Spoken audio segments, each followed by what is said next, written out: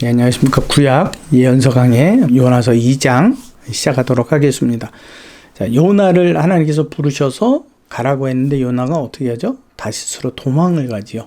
도망을 가는 것은 충분한 이해가 되는 거예요. 왜냐하면 이스라엘 사람들은 그들을 이방인으로 여겼고 그 이방인에 관해서 관여하고 싶지 않고 또 그들은 계속 그 국지전 속에서 이스라엘 침략에서 필요에 따라서 훔쳐가고 빼앗아가고 하니 요나의 입장에서는 그들이 결코 편안한 입장이 아니죠. 선지자 입장에서. 왜? 이방인이기 때문에 만져보고 싶지도 않고 그들과 대면하기도 싫은 그들인데 그 땅에 가려니 속상했죠. 그리고 그들은 그러한 죄로 말미암아 멸망받아도 싸다고 생각했는데 가래요. 그들에게 멸망당한다고 알려주래요.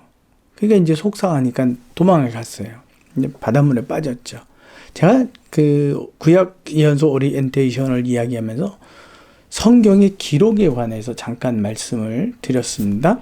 자, 성경은 문자적으로 기록이 되어 있어요. 어떤 사건을 서술적으로 표현한 거죠.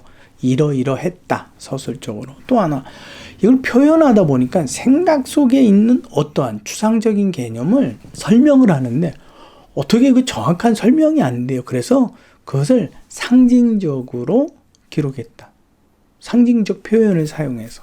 또 A란 것은 있지만 이 A란 것을 정확하게 드러내도 이들이 잘 이해를 못한다. 쉽게 말하면 여러분 지금 이 세대의 사람이 타임머신을 타고 가서 그 요나 시대에 가서 컴퓨터 그러면 그들이 알아듣겠어요? 그렇죠. 당연히. 그러니까 그들이 이해할 수 있는 최선, 그들의 문화 속에서 최고의 언어들을 사용을 해서 이게 이러한 거야 라고 설명은 할 수 있겠지요. 물론 못할 수도 있습니다. 이렇게 하는 방법들로 기록을 했다. 이것이 비유법입니다. 은유라고 하는 것은 본래 의미를 감추어서 다른 사건으로 대신 설명해 나가는 거죠. 이러한 것들로 이제 기록이 되어 있거든요. 오늘 이 부분 중에 하나를 좀 자세히 보려고 합니다. 요나서 2장에 보면 등장하는 게 있어요. 이제 1장 마지막 부분에 보니까 이제 바닷물에 빠졌죠. 근데 이제 하나님께서 큰 물고기를 준비하셨고 이제 덥석 물게 돼서 물고기 뱃속에 들어가요. 여러분 한 가지만 생각해 보십시다. 요나는 육지 사람입니다. 육지 사람인데 큰 물고기가 있는지 없는지 알까요? 근데 그 물고기가 어느 만큼 큰지 그는 알까요? 여러분 그 다시스로 가는 배를 타러 그 지중해까지 올라간다는 건요. 이거는 뭐 걸어서 10분, 20분 마실 나가는 거하고는 전혀 다른 이야기입니다. 물론 들어는 봤었을 수도 있어요. 어부들을 통해서. 근데 또 한 가지. 물고기 뱃속이라는 걸 여러분, 아니 누구든지 들어가 봤어야지 알 거 아니에요. 그는 물고기 뱃속에 들어갔는데 이게 물고기 뱃속인지 아니면 진짜 고래 뱃속인지 여러분 이걸 어떻게 알겠어요? 그러니까 여기에서 사용되는 그 요나의 표현이 큰 물고기라고 표현은 했지만 사실은 그 표현이 안 맞는다라는 거예요. 그러면 요나가 틀렸느냐? 아니라는 거예요.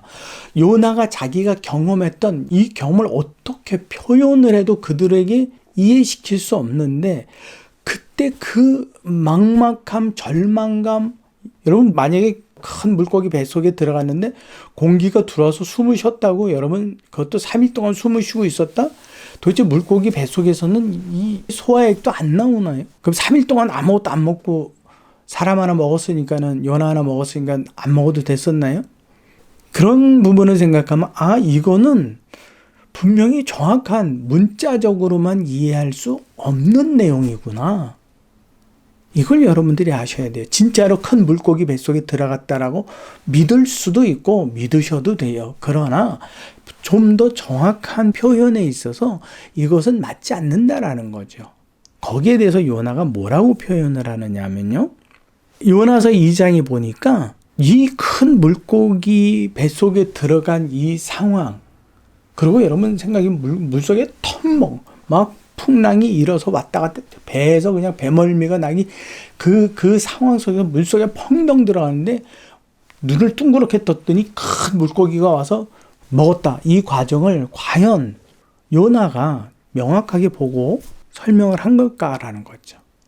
그래서 요나는 사실은 이 물에 빠진 이 상황에서 어찌어찌 되었는데 뭔가 내가 죽지 않는 상황에 처했어.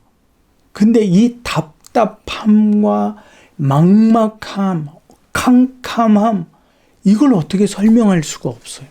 그래서 그는 이것을 정직하게 표현합니다. 뭐라고 표현하느냐면 스월의 뱃속이라고. 스월이라고 하는 것은요, 죽은 자의 세계예요. 내가 정말 죽은 자 같았다. 지옥 혹은 구덩이, 흙구덩이를 이야기했죠. 마치 지하에 어떤 은신처, 꼭꼭 숨겨진, 여러분 지하에 그 굴을 파고 들어가 있다고 생각해 보십시오. 그러면 그 땅으로부터 올라오는 그 습기와 열기, 답답한, 거기다 문이 꽉 막혀 있다고 생각해 보십시오. 어떻게 했는가? 요나는 그 상태를 사실은 경험한 거예요. 경험했는데 이걸 다른 사람에게 나 수월의 구덩이에 갔다 왔어. 그게 무슨 말이야? 그때 요나가 있잖아. 꼭 그 느낌 자체가 어떠냐 하면, 당신 어머니가 물고기 잡아봤지. 물고기 배 갈라서 그 내장 꺼내봤어. 그 내장이 좀 이상하지 않아? 그치, 이상하지. 내가 꼭 그런 데 들어간 것 같아.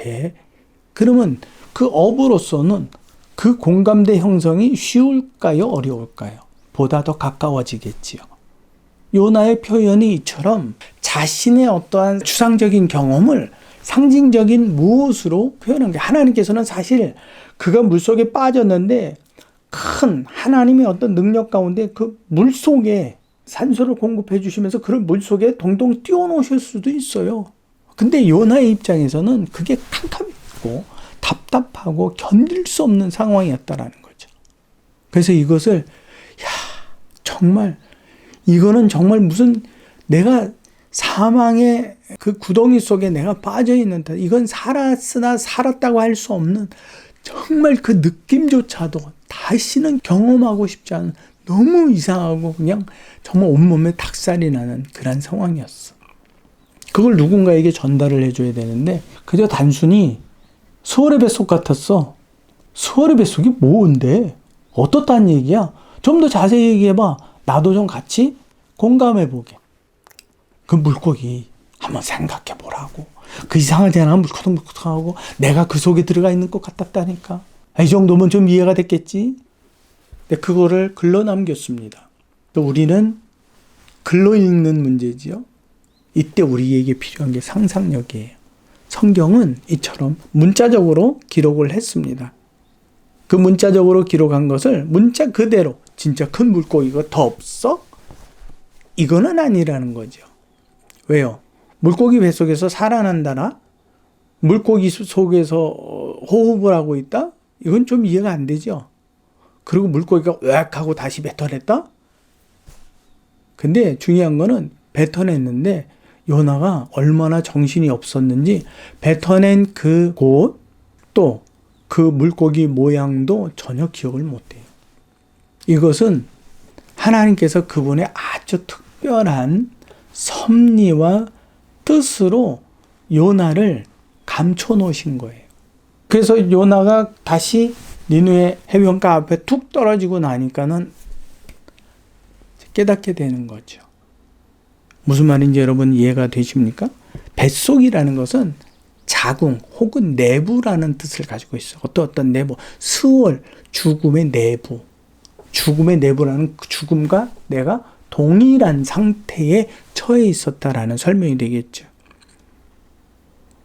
성경은 이렇게 선지자도 우리도 이해할 수 없는 상태에 대한 자기의 언어로서 이거를 기록을 하는데 최선을 다해서 기록을 한 거예요. 큰 물고기, 스월의 뱃속, 이렇게요. 우리는 이것을 읽으면서 그때 상황과 그 저자 요나의 입장에 대해서 이것을 우리의 상상력을 통해서 보다 더 가까이 접근할 수 있어야만 합니다. 이것이 예언서를 읽는 가장 기본적인 어떤 뭐라 그럴까요? 태도, 자세, 학습, 이것이 되는 거예요. 그러니까 여러분들 꼭 잊지 마시고 큰 물고기 뱃속이야 우기지 마세요. 분명히 2장에서는 뭐라고 표현되어 있다고요? 스월의 뱃속이라고 되어 있죠. 그러면 물고기가 스월이란 얘기예요? 아니면 스월이 물고기란 얘기예요? 서로 맞지 않죠. 그러니까 문자적으로 돼 있다라고 이거를 강력하게 주장해서는 안 되고, 저자의 입장 가운데 여러분들이 자신이 거기에 대입이 돼서 생각해 보아야만 합니다. 이것이 바로 상징적인 표현입니다. 그러므로 누구도 요나가 겪었던 그 상황에 대해서 재차 경험해진 사람은 아무도 없습니다. 왜요? 그것은 하나님의 특별한 섭리가 그 안에는 포함이 되어 있기 때문에 그렇습니다. 그러니까 우리가 이 요나서를 읽으면서 예언서의 가장 기본적인 상징적인 해석에 대해서 이렇구나. 저자로서는 자기가 경험한 그 기억을 자기가 가지고 있는 최선의 언어로 표현을 했는데 이것이 그렇다고 100% 온전하냐? 아니었구나. 그래서 그는 물고기 뱃속이라고도 하고 수월의 뱃속이라고도 이렇게 그 표현, 그러나 그 느낌과 감정을 전달하려고 했었던 거구나. 이걸 여러분들이 먼저 배우고 갔으면 합니다. 그래서 다음 시간에는 요나가 그 물고기 뱃속, 수월의 뱃속에서 도대체 무엇을 기도했느냐라는 거죠. 무엇을. 그 기도한 내용에 대해서 우리 좀 더 생각해 봐야만 합니다. 왜요? 이 도대체 무슨 회개 기도를 했느냐라는 거기 때문에 그래요. 회개 기도 굉장히 관심 많으시죠? 그리고 회개 기도에 대해서 요나는 어떤 기도를 했고 하나님께서는 그 기도를 받으심에 대해서 우리 한번 생각해 보도록 하겠습니다. 어려운 내용 들으시느라고 수고하셨습니다. 앞으로 예언서를 꾸준히 또 필요한 내용들로 하되, 대선지서는 너무 커요. 너무 분량도 많고 그래서 소선지서부터 차근히 나가면서 예언서 이해와 거기에 쓰여진 문자 기록은 이러한 식으로 이해를 하는구나. 우리가 어느 만큼은 받아들이고 어느 만큼은 상상력을 동원해야 되고 이것이 합리적인 어떤 이해력을 갖고 와야 되는구나. 여러분들이 거기에 대해서 좀 읽으면서 습관도 가져야 되고요. 그래서 여러분들이 이런 훈련이 되는 시간이 되기를 진심으로 소망합니다. 수고하셨습니다.